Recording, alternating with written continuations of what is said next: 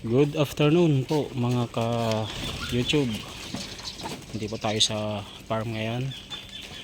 Tingnan natin yung ating mga alaga kung healthy ba sila, no?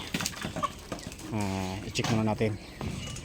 Kasi uso kasi dito sa Palawan ang malaria na sinasabi.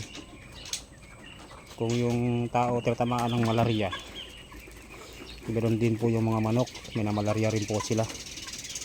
Kaya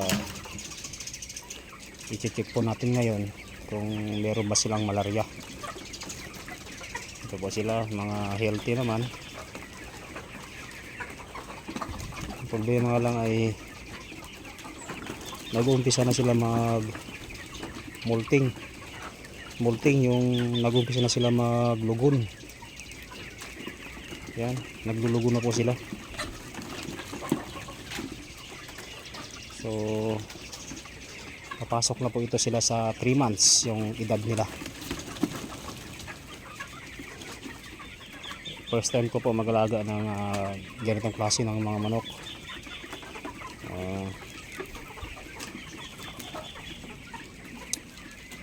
Yan po sila.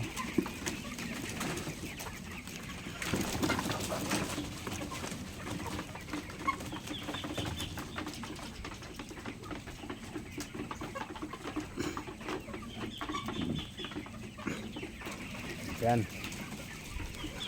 Okay naman pala sila, wala ring mga sipon, wala ring malaria. Yan.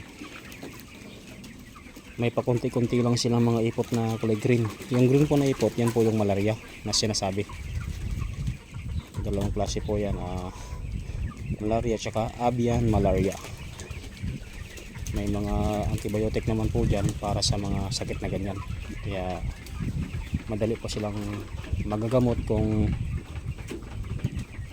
makita mo kaagad na may malaria sila. Kung malala na po yan, hindi rin po natin kaagad magamot, ay lalala po yan. Mas mahirapan po tayo sa paggamot at saka mas maraming mamamatay kung hindi natin maagapan kaagad. Thank you.